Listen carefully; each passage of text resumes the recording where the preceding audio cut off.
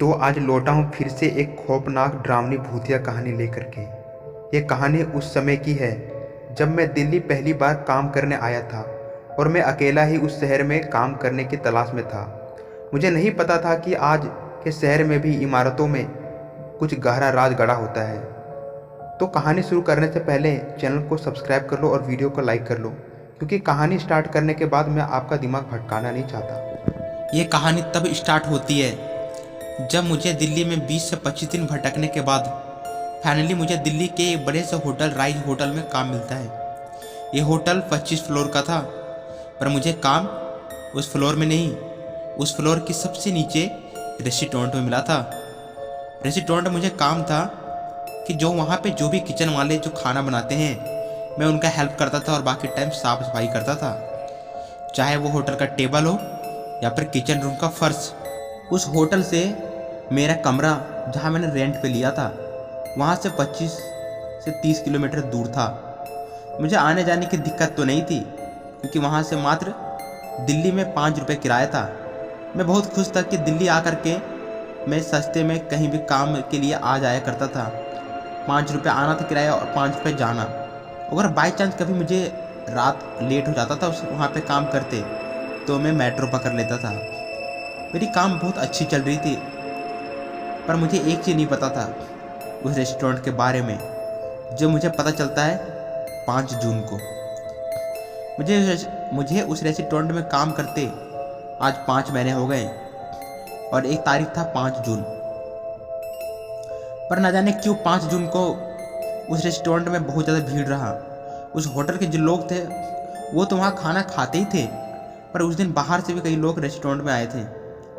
Restaurant काफ़ी ज़्यादा बहुत टाइम तक भरा रहा। मेरा काम बढ़ चुका था और मैं घड़ी को ओर नहीं देख रहा था। जब मेरी नज़र पड़ती घड़ी की ओर और टाइम बहुत ज़्यादा हो जाता है, तो मैं उनसे कहता हूँ कि मेरा टाइम तो हो गया सर, मैं निकलता हूँ। तो कहते राहुल रुक जाओ भाई, यार देखो इतने सारे लोग आए, इतने सारे ग्राहक आए, तुम छोड़ के जा सकते हो? 5 महीने तुम्हारे यहाँ पे काम करते हो गए, क्या तुम इतना भी नहीं समझते? मैंने सोचा चलो ठीक ही है, मालिक भी सही कह रहे, आज मेट्रो ही पकड़ लेता हूँ। अगर 5 रुपये जगह 20 रुपये लग जाएगा, चलो आज मेट्रो पकड़ के चल जाएंगे, कोई दिक्कत नहीं। मैं कहता हूँ ठीक है सर, कोई बात नहीं। मेरी काम बहुत वो काम मुझे बहुत ज़्यादा प्यारी थी, मैं कोई भी हालत में छोड़ नहीं सकता था। मैंने हाँ कह दिया और मैं काम में लग गया। वो रेस्टोरेंट का भीड़ रात के 11 बजे तक वैसे ही रहा। उसके बाद धीरे धीरे खाली हो गया रेस्टोरेंट के खाली होने के बाद किचन में ढेर सारे बर्तन का ढेर लग गया और सारी फर्श सारी टेबल गंदी थी। सुबह रेस्टोरेंट बहुत जल्दी खुल जाता था सुबह, और ये काम सुबह आके मुझे ही करना था। रात के 11 तो बज ही चुके थे और मेट्रो का लास्ट टाइम था 12 बजे। मैंने सोचा क्या करूं, पर अगर अभी नहीं किया करता हूं काम, तो सुबह ये काम मुझे ही करना है आकर के। तो मैं जल्दी सोचता हूँ कि चलो क्यों ना अभी काम ख़त्म कर देते हैं, आधे घंटे का टाइम तो लगेगा ही, थोड़ा फास्टली हाथ चलाएंगे। जब तक मैं काम करता रहा तब तक वहाँ के जो लोग जो खाना बनाने वाले थे, कुक, वो वहाँ से निकल जाते हैं और घर की ओर चले जाते हैं। मैं जब बर्तन धो रहा था तो वहाँ के मैनेजर का नज़र मेरे पे पड़ा और मुझे आके कहते हैं, मैनेजर मेरे सामने आते और कहते हैं कि राहुल अभी तक तुम घर नहीं गए? मैंने कहा सर, मैं थोड़ा उसमें ज़्यादा मोटिवेशन और ज़्यादा कॉन्फिडेंस के साथ मैंने सर को कहा, शायद मेरा सैलरी बढ़ जाए इस कारण सोच करके कि सर आज कितने सारे ग्राहक आए थे और मैं छोड़ कैसे जा सकता हूँ, और ये काम तो मेरा ही है ना, मैं कभी कर लेता हूँ। वो कहते हैं तो अपना टाइम देखो घड़ी में, 12:10 हो रहे हैं। मैं कहता हूँ 12:10 हो रहे हैं? तो मेरी घड़ी ख़राब चल रही थी, टाइम काफ़ी ज़्यादा पीछे चल रहा था और इस बात का मुझे पता ही नहीं था। और मैंने जब मोबाइल में अपने देखा टाइम, तो सच में 12:10 हो रहे थे। अब मेट्रो का टाइम बंद हो चुका था। मैं कहता हूँ सर क्या अभी कोई गाड़ी तो मिलेगी ना, कोई भी गाड़ी? कहते राहुल अभी तो कोई गाड़ी नहीं मिलेगी, शायद ओला उबर से अगर ऑटो बुक करते हो वही काम आएगा, और वो भी अभी किराया जहाँ मेट्रो का 20 रुपये किराया वहीं वो 200 रुपये ले लेगा 30 किलोमीटर की। एक काम करो राहुल, इतना बड़ा होटल है हमारा और रात भर होटल चलता है, ये खाना अभी जो कुक आने वाले हैं 1:30 बजे, वो भी यहाँ पे काम करेंगे, तुम एक काम करो, तुम कुछ करना मत, तुम्हारा तो काम सुबह है ना। किचन के साइड में एक छोटा सा स्टोर रूम है, जा करके वहाँ रेस्ट करो, आराम करो और यहीं सो जाओ। आज सुबह उठ के काम करना और उसके बाद कल जल्दी घर निकल जाना। कल शाम को ही तुम घर निकल जाना, ठीक है? और यहीं फ्रेश होना सुबह। मैंने उनकी बात में हाँ कह दी। मुझे लगा सही है, आज यहीं रुक जाता हूँ। वैसे मेरे कमरा में है ही कौन, घर जाता तो खाना बनाना पड़ता, बर्तन साफ करने पड़ते, यहीं पे कुछ खा लेता हूँ और सो जाता हूँ। मैनेजर ने ऐसा कह दिया तो मुझे और ज़्यादा कॉन्फिडेंस आ गया कि चलो अब मुझे इनसे भी बातचीत होने लगी। मैं खुशी से स्टोर रूम जाता हूँ, मुँह कान धो करके और लेट जाता हूँ। तभी कुछ देर बीतने के बाद जो 1:30 बजे के बाद जो रात भर खाना बनाने वाले कुक आते हैं, जो अगर रात को किसी को काम लगे तो जो डिलीवर करने के लिए जो थोड़े मोड़े खाना बनाने पड़ते हैं, वो कुक आते हैं वहाँ पे अपने जूता खोलने लगते हैं और सर पे कैप लगाते हैं। मैं इनको देखता हूँ और खुश हो जाता हूँ, पर वो मुझे नहीं पहचान रहे थे क्योंकि मेरा टाइम तो सुबह का था ना, दिन का, इसलिए। पर मैं चुपचाप उनकी ओर देख रहा था, हंस रहा था। तभी वो पूछते हैं आप कौन? मैं कहता हूँ मैं सुबह यहाँ पे काम करता हूँ, पर आज मुझे लेट हो गया इसीलिए मैं घर ना जा सका। तो मैनेजर ने कहा है कि तुम यहीं पर रुक जाओ। बोले ठीक है, अगर तुम सुबह काम करते तो आज इस टाइम मेरा हेल्प कर दो। हम दोनों की हंसी छूट पड़ी, हम दोनों आपस में बात करने लगे। बात करते करते मुझे नींद नहीं आ रही थी क्योंकि अब अच्छा खासा टाइम बीत रहा था, किसी का साथ मिल गया था। हम दोनों बात करते करते तभी अचानक ऑर्डर आता है रूम नंबर 307 से। वो पिज्ज़ा और बर्गर ऑर्डर करते हैं और आप यहाँ पे कुक कहते हैं कि मुझे जल्दी से पिज्ज़ा और बर्गर गरम गरम बनाना है। तभी मैं कहता हूँ ठीक है आप बनाओ। तो कहते हैं पर यहाँ तो पिज्ज़ा ब्रेड ख़त्म हो चुका है, राहुल एक थोड़ा हेल्प कर सकते हो? मैंने बोला हाँ बोलो, कोई दिक्कत नहीं है। तभी वहाँ के कुक कहते हैं मुझे कि राहुल सुनो। मैंने बोला हाँ, पिज़्ज़ा ब्रेड ख़त्म हो चुका है तो तुम पिज़्ज़ा ब्रेड जो अंडरग्राउंड जो किचन है जहाँ पे सारे सामान रखे होती है, क्या वहाँ से ला दोगे? क्या तुम जानते हो किचन? मैंने बोला हाँ बिल्कुल जानता हूँ, मैं तो सुबह सारा काम मैं ही करता हूँ, वहाँ से सामान लाना रखना। उन्होंने पिज़्ज़ा ब्रेड मंगाया अंडरग्राउंड किचन से। मैंने हाँ में हाँ कह ही दी थी। तो मैं जल्दी से लिफ्ट की ओर जा रहा था कि जल्दी से नीचे उतर जाऊं और ले आऊं। तभी वो मुझे रोकते हैं और कहते हैं रुको रुको राहुल, कहाँ जा रहे हो? मैं बोलता हूँ जा रहा हूँ नीचे। कहते सीढ़ियों से जाओ ना, उस लिफ्ट पे क्यों छू रहे हो? मैंने कहा सर क्या आप कहते हो सर, सुबह आना जाना इसी से होता है और अभी टाइम जल्दी से बनाना है ना। कहते हैं नहीं राहुल मत जाओ, और वो पीछे और मुड़ जाते हैं। मैं उनकी बात अनसुना करता हूँ और सीढ़ियों से ना जा करके उस लिफ्ट में चढ़ जाता हूँ। लिफ्ट में जाने के बाद नीचे की ओर एरो किया होता है, मैं उस बटन पे क्लिक करता हूँ और कुछ ही देर बाद लिफ्ट स्टार्ट होती है और नीचे की ओर जा रही थी।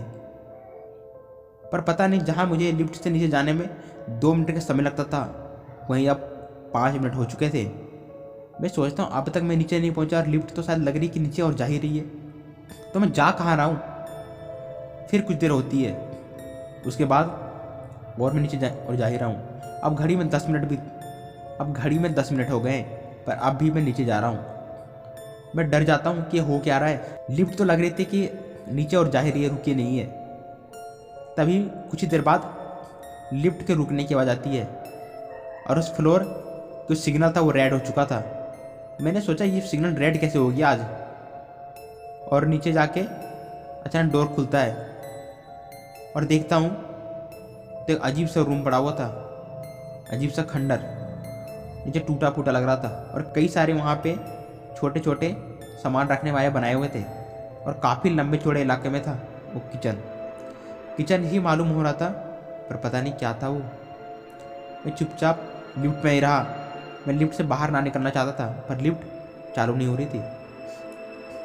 मैं बहुत कोशिश कर रहा था कि लिफ्ट को ऊपर ले जाऊँ वापस, पर लिफ्ट कुछ ने काम नहीं कर रहा था। कुछ देर बाद लिफ्ट की लाइट फ्लिकर होती है और लाइट बंद हो जाती है। उस लिफ्ट में अचानक मुझे करंट सा फील होता है और मैं निकल जाता हूँ लिफ्ट से बाहर। और बाहर निकलने के बाद अब डर से जल्दी से फ़ोन निकालता हूँ अपने जेब से और अपने दोस्त को फ़ोन लगाता हूँ। मेरे दोस्त की छुट्टी हो चुकी थी, वैसे तो चल गया था घर, पर मैंने सोचा जल्दी उसके पास लगाता हूँ। सबसे पहले मैनेजर के पास मैंने नहीं लगाया और जल्दी से अपने दोस्त को लगाता हूँ, पर देखता हूँ कि फ़ोन रिंग नहीं करता। और जब अपना फ़ोन चेक करता हूँ तो नेटवर्क नहीं थे, तो जाता कहाँ से फ़ोन। मैं डर गया था कि नेटवर्क में नहीं है। यहीं दूसरी ओर जब 20 मिनट बीत चुके थे तो वो ऊपर वाले सोच रहे थे कि अभी तो नहीं आ रहा राहुल, क्या बात है। जब उन्होंने देखा कि शायद वो लिफ्ट से गया या फिर सीढ़ियों से, जब टाइम बीत गया तो उन्हें लगा कि नहीं, राहुल लिफ्ट से ही गया है। अब वो भी डर रहे थे, पर मुझे नहीं पता था कि क्या घटना थी। उसके बाद जैसे ही मैं वहाँ से लिफ्ट से बाहर निकल कर खड़ा रहता हूँ और ये सोच रहा होता हूँ, अचानक स्पीड में लिफ्ट बंद होती है और ऊपर की ओर चली जाती है। मैं ये देखकर बहुत घबराता हूँ और जल्दी से लिफ्ट की ओर जाकर कैसे ऊपर तक देखता हूँ कि कितनी ऊपर लिफ्ट चल गई, पर ऊपर सिर्फ मिट्टी से बंद था, कोई लिफ्ट की आने की कोई जगह नहीं थी। मैंने सोचा कि मैं कैसे कौन सी जगह पे आ गया हूँ, कहाँ पे हूँ, कुछ समझ नहीं आ रहा था और उल्टी सांस लेने में भी दिक्कत हो रही थी। वो बंद जगह में रेड कलर के 2-3 लाइट लगे हुए थे, उसी लाइट से पूरा ग्लो था, जो पूरा रूम रेड हो रखा था। मैं उस रूम को देख रहा था कि क्या है, कौन सी जगह है, और चारों ओर से मिट्टी के दीवार थे, पर मुझे नहीं पता था कि मैं कितना अंदर आ चुका हूँ। क्या मैं 1-2 फ्लोर अंदर आया हूँ या फिर 10 से 20 फ्लोर, क्योंकि जो मेरा 2 मिनट का टाइम था वहाँ पे 20 मिनट टाइम बीत चुका था। तो मुझे लग रहा था इतने टाइम में तो 1 फ्लोर नहीं, इतने टाइम में तो मैं 10 फ्लोर पार कर सकता हूँ। अब कितना अंदर आया था मुझे कुछ नहीं पता। मैं हैरानी से उस रूम को घूरे जा रहा था, उस जगह पे। वो जगह मेरे लिए बहुत अनजान था। मेरी ये बातें मेरे दिमाग में चली रही थी, तभी अचानक से वहाँ पे रखा एक डिब्बा गिरता है और मेरा ध्यान उसकी ओर जाता है और मैं उस डिब्बे को देखता हूँ क्या है वो। मैं वो बोतल को उठाता हूँ तो वो मिल्क का पाउडर था, और उस मिल्क का पाउडर जब मैं उस ढक्कन को खोलता हूँ देखता हूँ पाउडर ख़राब हो रही थी, और उसका नज़र पड़ता, मैं देखने लगता हूँ उसके डेट ऑफ बर्थ कि कितनी पुरानी है, क्या है हमारे होटल के उपयोगी थी। तो उसमें डेट था 1985।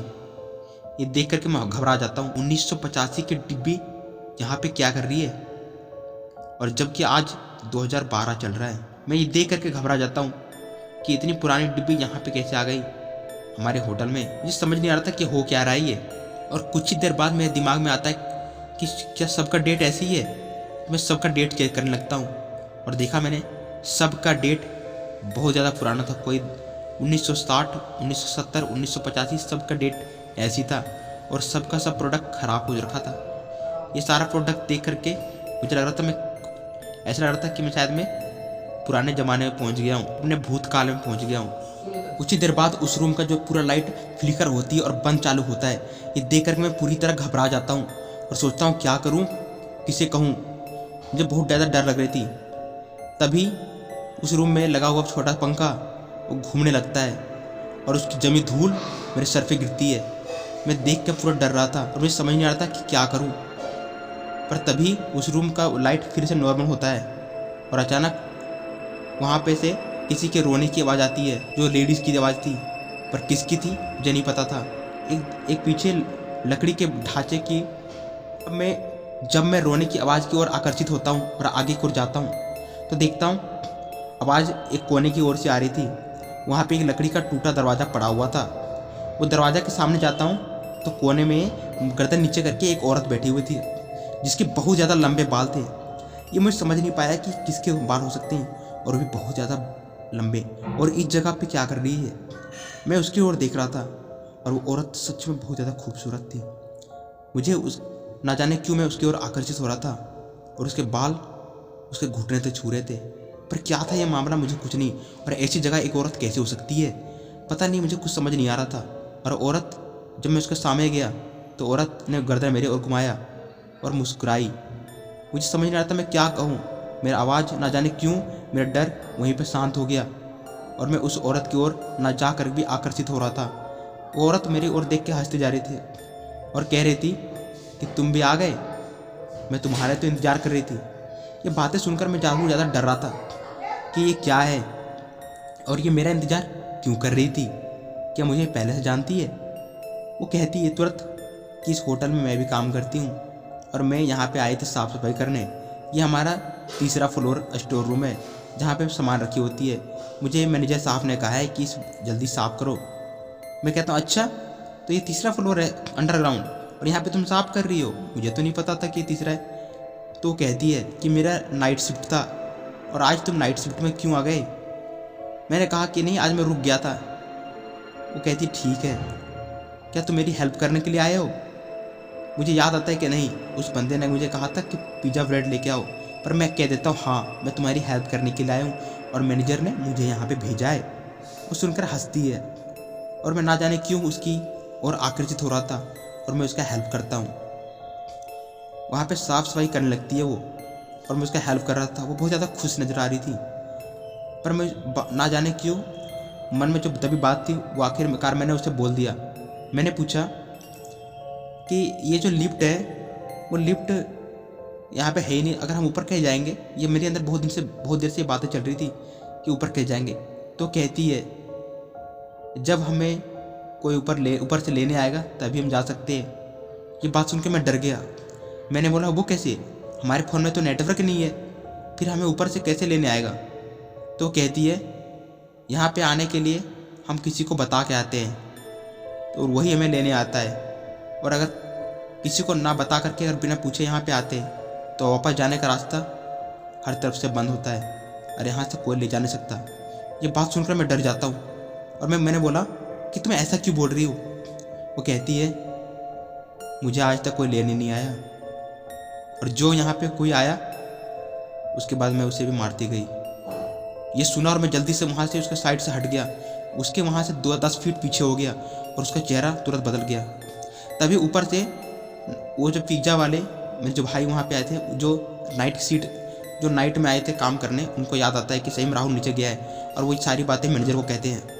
और शायद उस घटना के बारे में सब कुछ मैनेजर को पहले से पता था, और जल्दी से वो 3-4 लोग उस लिफ्ट में वापस नीचे आते हैं और वो धीरे धीरे उसकी बाल हवा में उड़ रही थी औरत के नीचे, और मैं उसके सामने खड़ा था और वो धीरे धीरे मेरे सामने आ रही थी। मैं देख के डर रहा था, और तभी धीरे जैसे सामने आ रही थी, बाल उड़ रहा था उसका, तभी वापस लिफ्ट नीचे आने की आवाज़ आती है और लिफ्ट फाइनली नीचे आती है। मैनेजर साहब के हाथ में एक लकड़ी में जलता हुआ आग होता है और वो जल्दी से बोलते हैं राहुल हट जाओ वहाँ से। और वो जो औरत होती है अचानक वो दीवार की ओर जाते थे गायब हो जाती है और जल्दी से कहते जल्दी लिफ्ट में आओ, और मैं जल्दी से लिफ्ट में आता हूँ और वापस ऊपर जाता हूँ। वहाँ पे जाने के बाद मैं यही बात पूछता हूँ कि क्या था, वो कौन थी। ऊपर आने के बाद मैं जल्दी से मैनेजर को पूछता हूँ कि सर वो क्या था। तो वो बताते हैं कि राहुल मैं तुम 5 महीने से अगर यहाँ पे काम करते हो पर तुम्हें पता चल जाना चाहिए था, पर नाइट में तुम कभी रुके नहीं, और आज रुके तो तुम्हें पता चल जाएगा, क्योंकि ये होटल बहुत पुराना है। और यहाँ पे जब मेरे पिताजी यहाँ पे मैनेजर थे तो उस समय एक औरत काम करती थी, और वो औरत एक बार लिफ्ट में जाते समय फंस गई थी और हमारा लिफ्ट पूरी तरह ख़राब हो चुका था। और मेरे पिताजी बताते हैं वो औरत की मृत्यु उसी लिफ्ट में हो जाती है। उसके बाद हमने वो लिफ्ट उपयोग नहीं किया, और उपयोग करते थे दिन को, क्योंकि ऐसी बहुत सारी घटनाएं आई थी कि लोग उस लिफ्ट में जाकर गायब होते थे। तो एक बार हमारे पिता ने जाकर देखा था ये लिफ्ट कहाँ जाता है रात को 12 बजे, कौन सी जगह। तो इस घटना के बारे में हमें पहले से पता था, तो हमें सब पता था कि हम रात को उस लिफ्ट में कभी नहीं चढ़ते थे। ये सुन करके मेरे पैरों तले से जमीन खिसक जाती है और मैं सावधान हो जाता हूँ। उसके बाद उस लिफ्ट को पूरी तरह बंद किया जाता है ताकि सब सीढ़ी से उतरे, कोई भी लिफ्ट का सहारा ना ले। और ये कहानी सुन करके मुझे ज़्यादा डर लगता है। तो यही थी आज की कहानी। आई होप ये कहानी आपको अच्छी लगी होगी। तो बिना सोचे समझे मेरे दोस्त जल्दी से वीडियो को लाइक कर दो, चैनल में नए हो तो सब्सक्राइब कर दो, और मिलते हैं एक नई डरावनी भूतिया कहानी लेकर के। जय हिंद, वंदे मातरम।